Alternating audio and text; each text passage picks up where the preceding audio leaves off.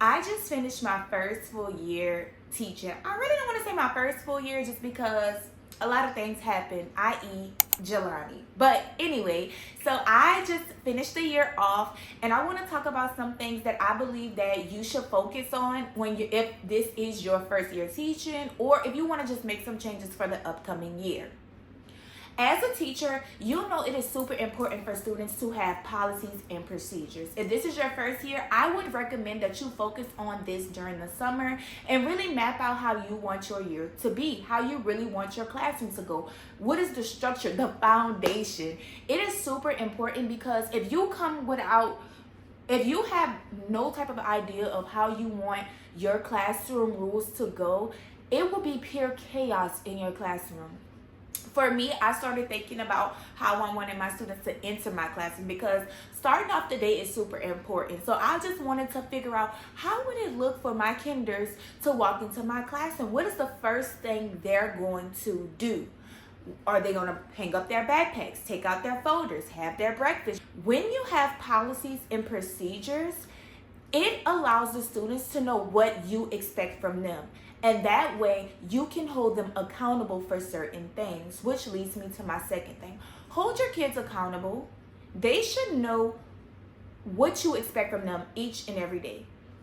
They shouldn't walk in like anything brand new. You know what I'm trying to say? They should still know where they sit at the end of the day. They should still know the rules to go into the bathroom. They should still know the rules for morning work. They should still know the rules for turning in your homework. They should know these rules. So it is super important to hold them accountable. Once I held my students accountable, they know, oh, Miss Lewis don't play that. Like, we take time as teachers to prepare these lessons just to make sure that our instruction is clear and concise. We want to create little learners, little mathematicians, and great readers. So it is super important to hold your students accountable. They know during your lessons that they shouldn't be talking, they shouldn't be playing with friends, and so it's important for you to hold them accountable. Class Dojo is super impactful. I love it because I wish I could show you guys the app, but I guess I'll show you guys on the side. So let me pull up my iPad and then I'm going to screen record it just because I want you guys to see some of the things that you can do on Class Dojo. So let me see. So this is my iPad. This is how it looks. As you can tell, I kind of have some of my files organized, but the one thing that I always should have up, but you know, it's been the summer, is Class Dojo. Class Dojo is super cool because as you can see on my screen, I have each one of my students. This is from my last year, Class 1, this upcoming year. Well, this previous year. But I have my table number, so I try to make sure they know, okay, you're fighting to get these points. So they are working towards these points. So every time I see the whole table do something, oh my God, points to table 1, they're doing this. So I try to give it. And so if you give them a point, so for instance, I'm going to table 1. I see that Kyrie, Kalea, and Javon are all doing the right thing. So what I'm going to do is award the group. Once I award the group, I have points for attendance. So kids, once they come in my class and they get 5 points, that's already setting the tone for today. I have eyes are tracking. They're watching me as I'm teaching, helping a friend, helping others, nice manners, on task, participating, showing persistence. That means they're not giving up. I have reading mastery. So if I have a star student for reading mastery, they'll get 5 points. Star work for kids that I'm seeing doing excellent things. They're following all of the policies and procedures. They're helping friends. They're just showing out. I have a star work button, teamwork, walking correctly in the hallway, and working hard. You can edit these skills. So for instance, if you have kids that are getting up without permission, or, oh my goodness. If you have kids getting up without permissions, for instance, if you click the edit skills, you can add a skill. So that's always helpful. And on as far as positive points, they're also sad choice points. Okay, so Jelani just woke up, so you might hear her in the background. Hopefully she doesn't start screaming because that's her new thing. But anyway, so yes, utilize Class Dojo. Utilize anything that'll keep those positive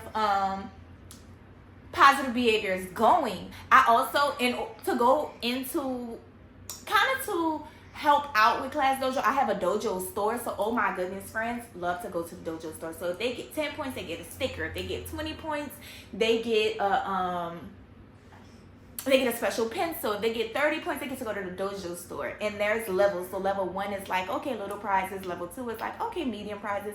Level 3, you need 40 points to go to level 3. Level 3 on my class card, I wish I have a picture of it. If so, I'll insert a clip. But level 3 has coloring books, chips, juices, ring pops, like all the big prizes. And they absolutely love it. The second factor I want to talk about is it's so random, and I understand like people might find this so out of the ordinary, but I really believe it is so important to be relatable. Like, allow your kids to know that you have feelings too. Allow your kids to know you're funny and you're silly. Like, allow them to see you as a human, because it can create positive relationships. My students knew that I was an athlete in college. I ran track. They knew that I played volleyball. They know I come from an athletic family. So when they're playing sports, they're going to come get me to play football. They're going to come get me to just do things with them, just because they know that, oh, Miss Lewis can do this. Miss Lewis can throw a football. She can help me out. Or Miss Lewis knows how to braid hair, so I'm going to help her. And it creates such a positive bond. So yeah, it is super important to show your students that you are human too. And it is super okay to let them know when things hurt your feelings, and when you want I'm sorry, like Jelani is like showing out in her playpen right now, like, girl. Yeah, show your students you're relatable.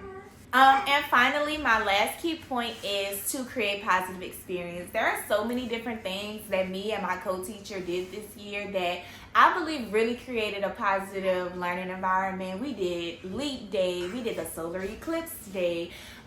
We did certain things in our classroom that some would say would be out of the norm, just because I do work at a charter school, so certain things are just purely structured, and we were able to become creative and give these kids a kindergarten experience. We went to the zoo.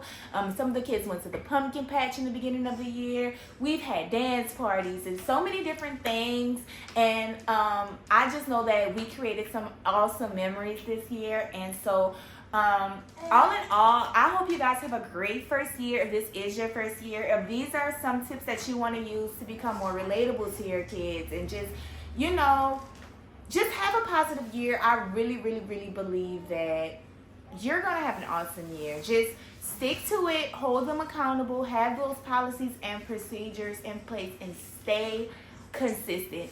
Don't do one thing on Monday and do something on Tuesday and expect them on Wednesday to do what they did on Monday when you had different rules on Tuesday.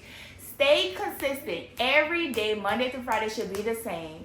And I just hope and pray that you guys have a successful upcoming year. So that's the end of today's video. Please be sure to hit the thumbs up button. So like this video. You can leave a comment for me. Please subscribe if you would like to see more of me. And I will see you guys in next week's video.